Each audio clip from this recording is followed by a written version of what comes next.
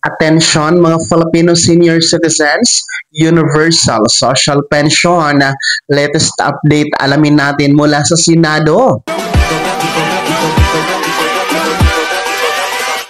Hold up.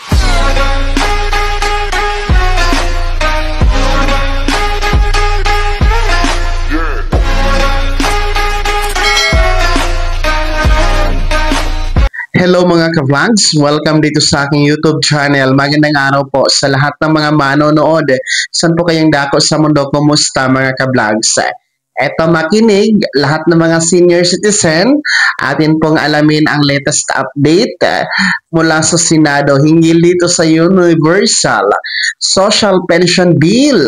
Mamaya-maya po yan. Pero kung bago ka pa lang dito sa aking YouTube channel o di kaya hindi ka pa nakasubscribe, i-click nyo muna ang ating subscribe button na nasa baba. Huwag nyo kalimutan na pindutin ang notification bell. Ilagay nyo po sa all para naman updated ka sa lahat ng mga videos na aking i-upload. So, eto na nga, makinig mga lolo at lola, dahil nga po, nagbabalik na po ang sesyon ng Senado matapos nga po ang halalan, no?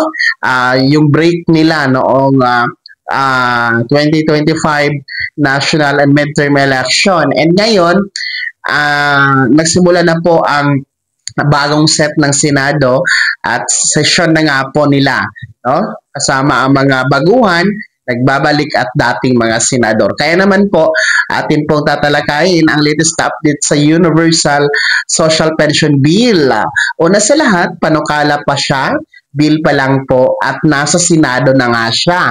No? And ito nga po ang inaantay at pinupukpok po ng ating mga mambabatas, particular po ang mga principal authors. No? Kabilang po ang Senior Citizen Party List, United Senior Citizens Party List, no? At iba pa na mga principal author dito sa panukalang ito na madaliin at isabatas na ng Senado. Well, ang latest update naman po niya sa ngayon ay hindi pa po siya napag-uusapan sa Senado, no? Hindi pa po siya naisama sa agenda. Well, anyway, I think atin itong babalikan after po ng State of the Nation Address or SONA ni Pangulong Bongbong Marcos sa buwan na ito.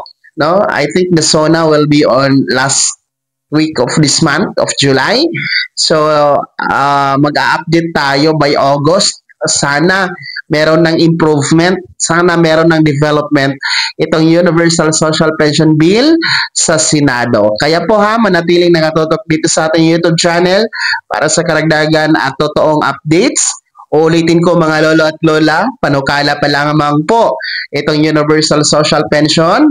Nasa Senado pa po ito at sana magiging batas po ito para po sa kapakanan ng ating lahat ng mga senior citizen.